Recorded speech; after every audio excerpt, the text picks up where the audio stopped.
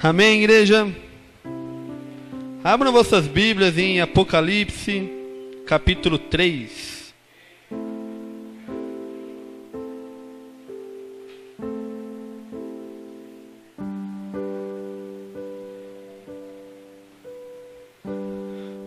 Livro de Apocalipse, capítulo 3, versículo 15.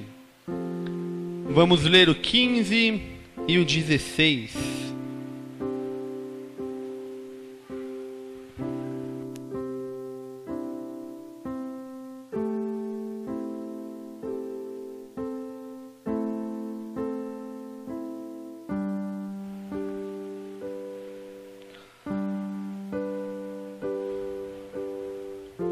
Todos encontraram, amém? Apocalipse, capítulo 3, versículos 15 e 16. Eu peço que quem encontrou se coloque em pé, amém? Apocalipse, capítulo 3, versículos 15 e 16 dizem assim: Conheço as obras que você realiza, que você não é nem frio, nem quente. Quem dera fosse frio ou quente. Assim, porque você é morno e não é nem quente nem frio, estou a ponto de vomitá-lo da minha boca. Amém? A igreja pode sentar, amém?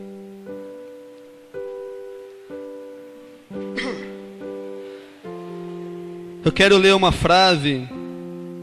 Essa frase é do C.S. Lewis, um escritor cristão muito famoso, falecido já, e ele assim escreveu: o cristianismo, se é falso, não tem nenhuma importância, e se é verdade, tem infinita importância.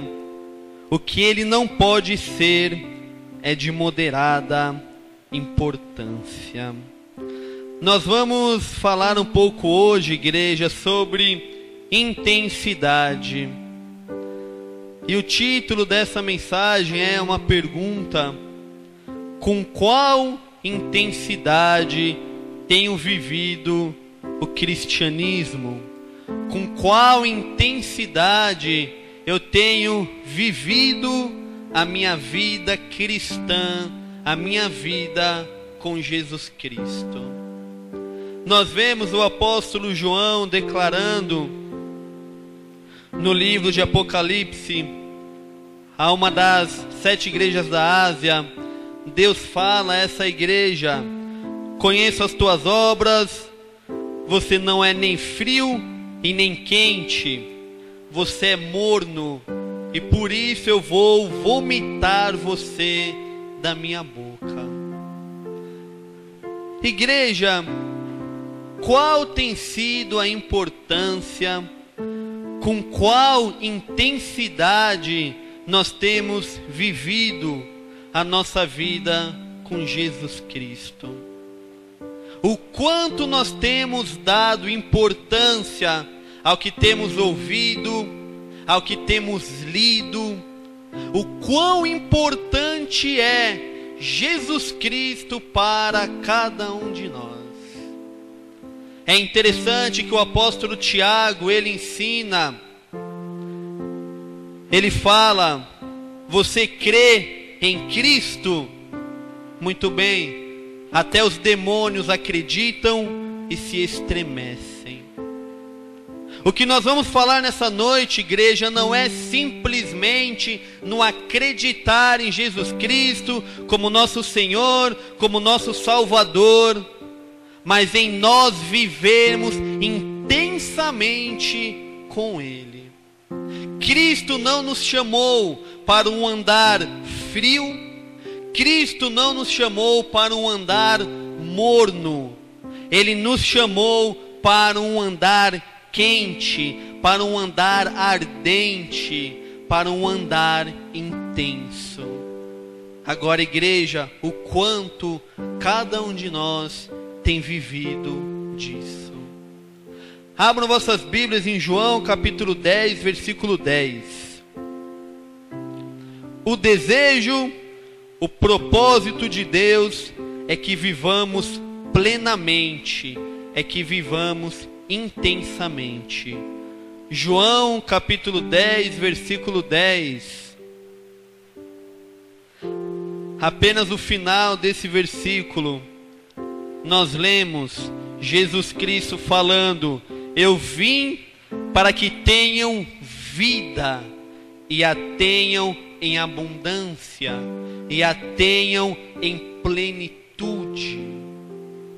Então, o propósito do Senhor, igreja, para cada um de nós é que tenhamos esse tipo de viver. É que busquemos o Senhor intensamente. É que busquemos o Senhor avidamente. É que busquemos o Senhor com todo o nosso ser.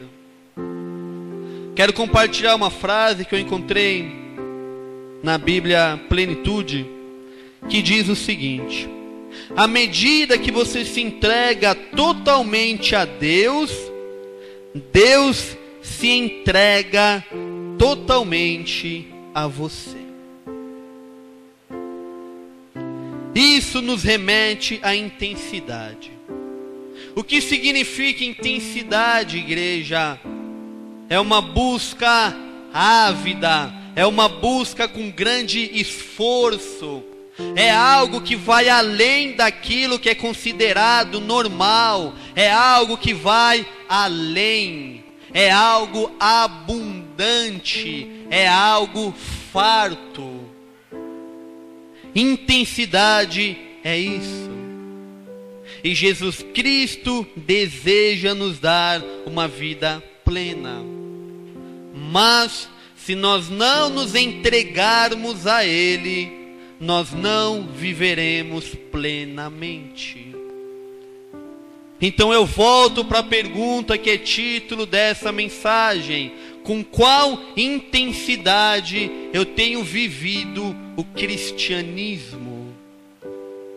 O quanto Cristo tem lugar na minha vida? Como declarou C.S. Lewis, todos nós cremos que o cristianismo é verdade. Amém? Todos nós acreditamos em Jesus Cristo. Todos nós acreditamos na obra de Jesus Cristo no Calvário. Então, igreja, se nós acreditamos nisso, o cristianismo tem para nós uma importância infinita, uma importância gigantesca. Mas o quanto nós temos vivido isso? O quanto os ensinamentos de Cristo são reais na minha vida? Muitas vezes nós lemos esse versículo: e eu vim para que vocês tenham vida em plenitude, e nós pensamos apenas em prosperidade, nós pensamos apenas em fartura. Mas não é isso que Jesus Cristo declarou. Plenitude vai muito além, igreja, do que um viver nessa terra. Plenitude se refere a uma eternidade ao lado dele. Mas como nós temos aprendido, igreja, existe a porta larga e a porta pequena, a porta estreita. Aqueles que entram pela porta estreita, que trilham caminho estreito, no final chegarão ao alvo, que é a vida.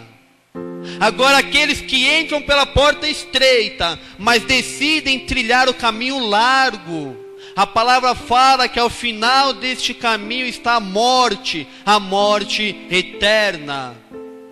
Todos nós aqui que aceitamos a Jesus Cristo, entramos pela porta estreita, mas temos andado, trilhado o caminho estreito, ou nós temos andado pelo caminho largo?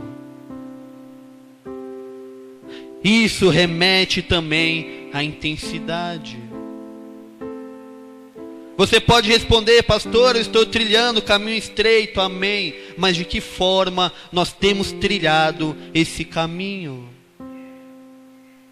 Igreja, nós não fomos chamados para um viver superficial.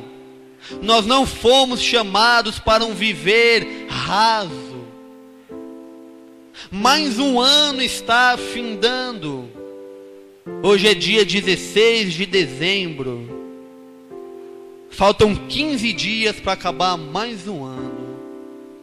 Se nós olharmos para o início desse ano, igreja, o nosso caminhar com Cristo é o mesmo? O nosso caminhar com Cristo é mais intenso? Ou o nosso caminhar com Cristo é menor?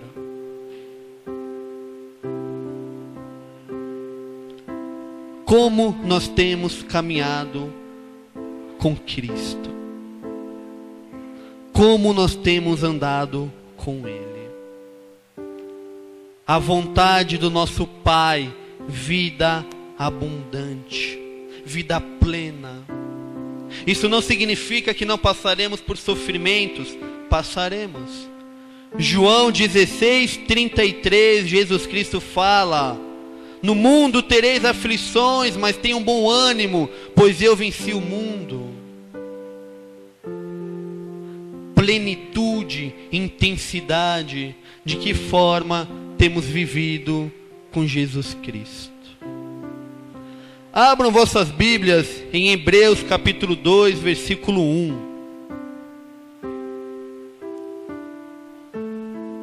Obedeça totalmente a Deus. Hebreus capítulo 2, versículo 1.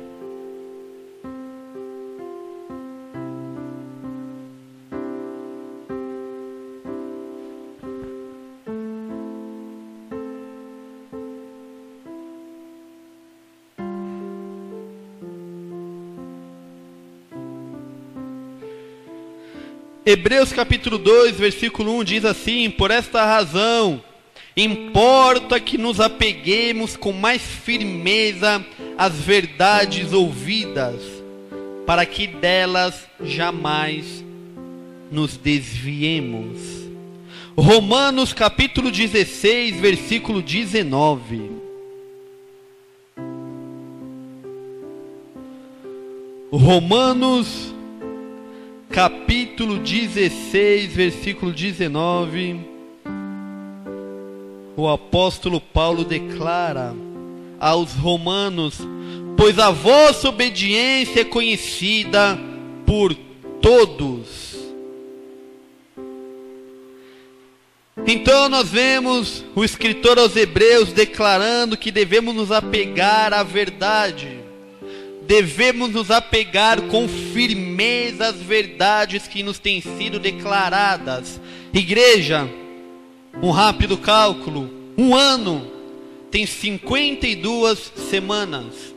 Faltam 2 semanas para acabar o ano. Nós já passamos então por 50 semanas. Temos aqui na igreja aproximadamente 3 cultos por semana: domingo, terça e quinta. Em uma determinada parte do ano, começamos a ter orações também à segunda-feira. Eu quero me ater apenas aos cultos, não aos estudos, às mensagens enviadas, mas se nós olharmos apenas para os cultos, igreja, nós tivemos nesse ano 150 cultos. 150 palavras ministradas aqui neste altar.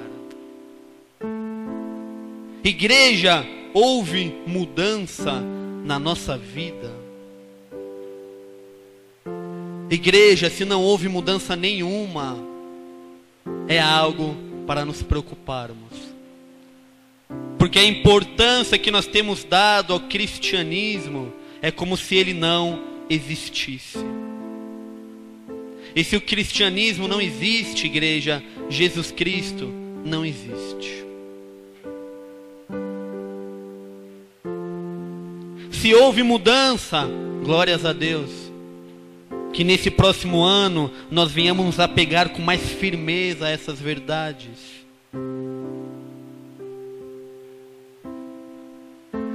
Paulo elogia a obediência dos romanos. Paulo olha para aquela igreja, e Paulo lidou com muitas igrejas. Ele olha para a igreja em Roma e declara: a obediência de vocês é admirável. A obediência de vocês é louvável. Vocês não negociam com o pecado. Vocês são fiéis, vocês são obedientes. Vocês buscam cumprir a palavra de Deus, independente do que aconteça. Nós temos vivido assim. A obediência, igreja, ela vai nos custar coisas.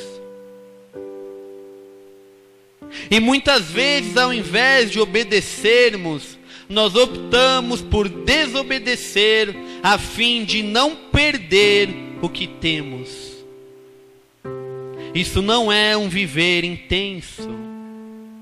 Às vezes, igreja, diante de uma dificuldade, se nós temos de um lado o pecado que vai aliviar aquela dificuldade, muitas vezes a nossa escolha é pelo pecado, a fim de que a dificuldade termine.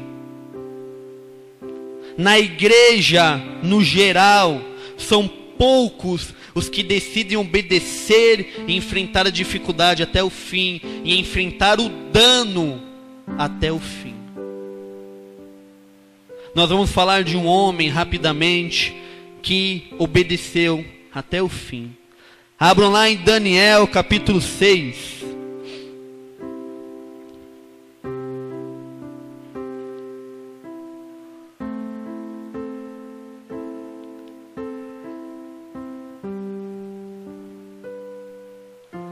Daniel capítulo 6, versículo 1, vamos ler até o 16.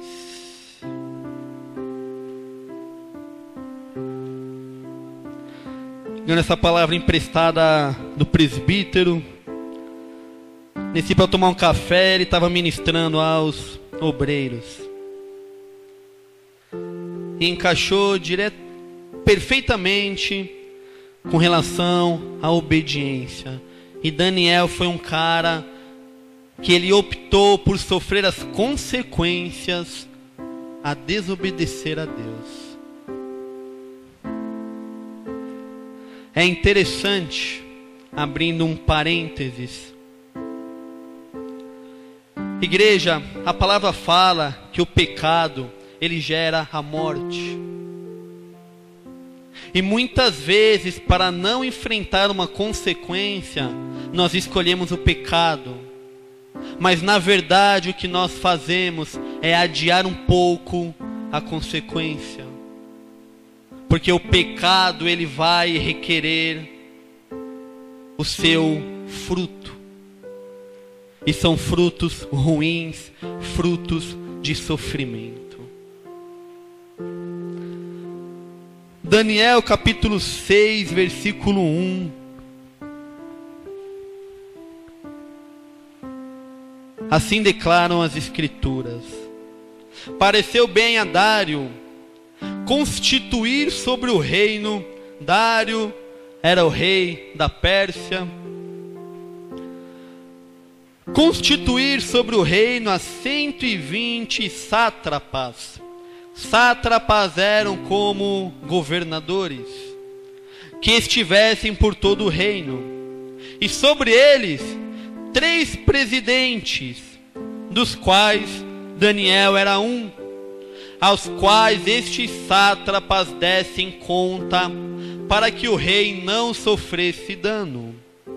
Então mesmo Daniel se distinguiu destes presidentes e sátrapas, porque nele havia um espírito excelente. E igreja, só havia esse espírito excelente em Daniel, porque ele era obediente. E o rei pensava em estabelecê-lo sobre todo o reino. Então os presidentes e os sátrapas procuravam ocasião para acusar a Daniel a respeito do reino, mas não puderam achá-la, nem culpa alguma, porque ele era fiel, e não se achava nele nenhum erro, nem culpa. Daniel era um cara obediente a Deus. Ele não abria mão dessa obediência a Deus. Versículo 5. Disseram, pois, estes homens: nunca acharemos ocasião alguma para acusar a este Daniel, se não a procurarmos contra ele na lei do seu Deus. Então estes presidentes e sátrapas foram juntos ao rei e lhe disseram: ó rei Dário, vive eternamente. Todos os presidentes do reino, os prefeitos e sátrapas, conselheiros e governadores concordaram em que o rei estabeleça um decreto e faça firme o interdito que todo homem que por espaço de 30 dias fizer petição a qualquer Deus ou a qualquer homem, e não a ti, ó rei, seja lançado na cova dos leões. Agora, pois, ó rei, sanciona o interdito e assina a escritura, para que não seja mudada, segundo a lei dos medos e dos persas, que não se pode revogar. Por essa causa o rei Dário assinou a escritura e o interdito. Daniel, pois, quando soube que a escritura estava assinada, entrou em sua casa, e em cima no seu quarto, onde havia janelas abertas ao lado de Jerusalém, 3 vezes por dia se punha de joelhos e orava, e dava graças diante do seu Deus, como costumava fazer. Igreja, se cada um de nós estivéssemos no lugar de Daniel, o que nós faríamos? Daniel, presidente de uma nação, de um reino, prestes a se tornar o segundo homem de um dos maiores reinos que foi estabelecido sobre a terra. Um homem próspero, não passava necessidade, feliz. E então o rei sanciona uma lei, e o rei declara: a partir de hoje e pelos próximos 30 dias, ninguém adorará outro ser a não ser eu, o rei Dário. O que nós faríamos? E ainda a lei trazia uma punição: quem desrespeitar essa lei será jogado numa cova com leões famintos. Ou seja, quem desrespeitar a lei será morto. O que nós faríamos? No lugar de Daniel, o que cada um de nós faria? Muitos negariam a Deus e não buscariam a Deus, adorariam ao rei Dário. Foi o que muitos hebreus fizeram.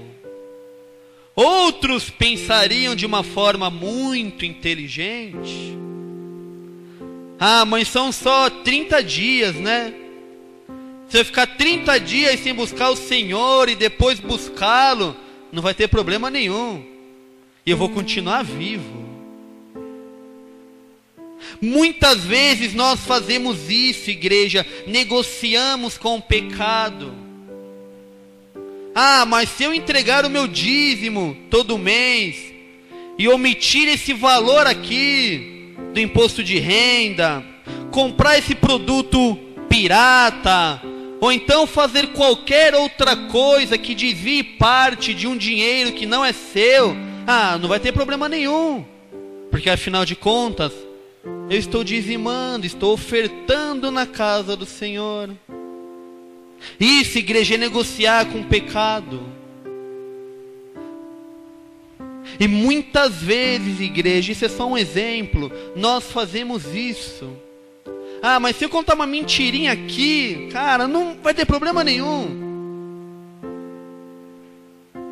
Eu falo verdade o restante do tempo, 99% do meu tempo. 1% de mentirinha, não vai ter problema nenhum. Muitas vezes a nossa atitude é essa, igreja, de negociar com o pecado. E isso não é obediência. E nós queremos ainda assim que Deus se agrade de nós. Uma vez eu ouvi uma ilustração. Se você fosse comprar um galão de água e lá estivesse escrito 99% de água potável e 1% de água de esgoto, você compraria? Não. Mas nós queremos que Deus se agrade quando nós somos 99% obedientes e 1% não. Nós queremos que Deus se agrade nesse tipo de atitude. Diante dessa situação, qual foi a resposta de Daniel? Ele abriu as janelas do seu quarto e continuou orando por 3 vezes durante o dia. Qual foi a consequência disso, igreja? As escrituras declaram que esses governadores chegaram até o rei Dário e falaram: Dário, Daniel desrespeitou a lei, Daniel desrespeitou o decreto, então a punição deve ser aplicada. Daniel deve ser jogado na cova dos leões, Daniel deve perder tudo, perder suas riquezas, perder sua autoridade, perder a sua vida.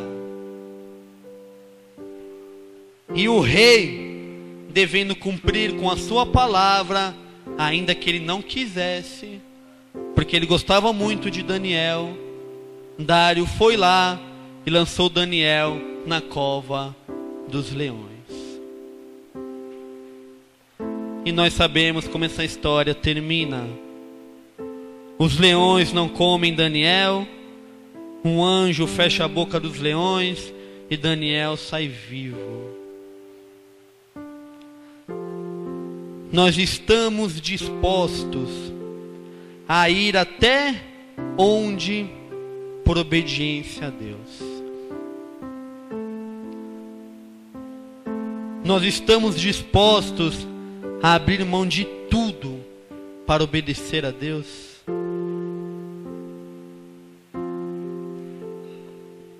Eu gosto muito de observar.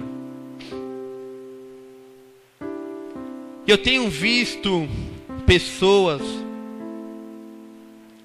abrindo mão de Jesus Cristo, da sua vida cristã, por muito menos do que Daniel passou, muito menos. Às vezes é por uma promoção em um emprego, às vezes é para ter um lucro maior, às vezes é para no final do mês ter 50 reais a mais no bolso. E muitas vezes fazem isso de formas que desagradam a Deus. Mas eu tenho visto pessoas não abrindo mão do Senhor por nada. Pessoas que, se necessário, tiverem que entregar as suas vidas, elas vão fazer, mas não vão abrir mão do Senhor. Isso nos leva para o próximo tópico dessa mensagem: o sofrimento. Abram em Mateus capítulo 5, versículos 10 ao 12.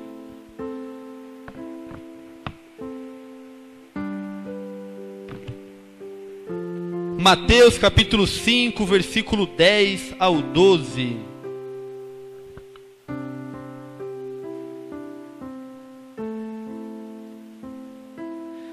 Bem-aventurados os perseguidos por causa da justiça, porque deles é o reino de Deus. Bem-aventurados sois quando por minha causa vos injuriarem e vos perseguirem, e mentindo disserem todo mal contra vós. Regozijai-vos e exultai, porque é grande o vosso galardão nos céus, pois assim perseguiram os profetas que viveram antes de vós. Essa é uma mensagem que não é popular no nosso tempo, infelizmente. Nós temos vivido uma época de uma falsa teologia da prosperidade, de uma falsa teologia do bem-estar. Aceite a Jesus Cristo e você nunca mais terá sofrimento. Aceite a Jesus Cristo e você nunca mais terá necessidade. Isso é mentira. Biblicamente isso é mentira. E nós vemos milhões de evangélicos seguindo essas farsas. A culpa é de quem ensina, com certeza, mas a culpa também é de quem segue, pois a palavra fala que algumas pessoas chegariam um tempo que elas procurarão líderes que diriam apenas o que elas desejam ouvir, apenas palavras que vão massagear o ego delas. Mas as Escrituras declaram: se você sofre por Cristo, se você sofre por ser obediente, você é bem-aventurado.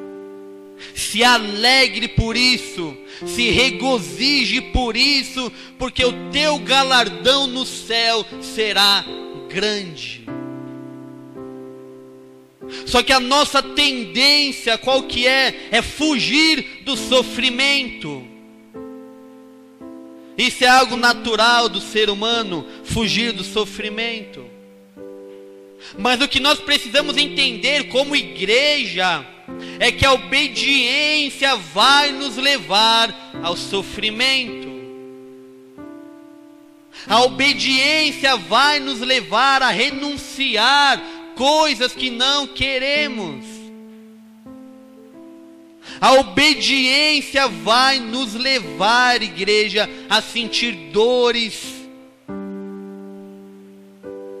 A obediência vai nos levar a isso. Abram em Atos. Vamos ver como a igreja no início vivia. Atos capítulo 5, versículo 40.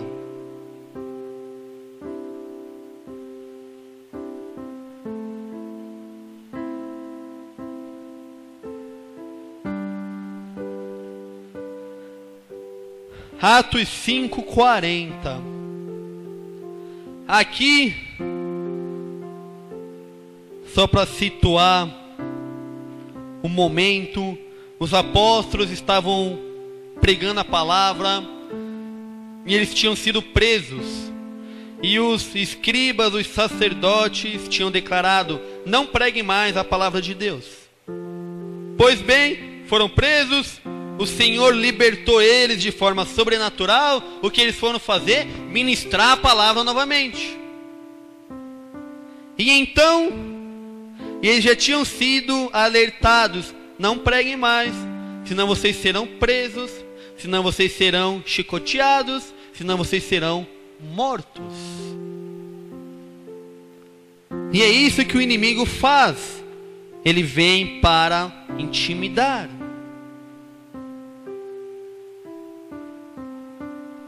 E então, Atos capítulo 5, versículo 40, chamando os apóstolos, açoitaram-nos e ordenando-lhes que não falassem o nome de Jesus, os soltaram.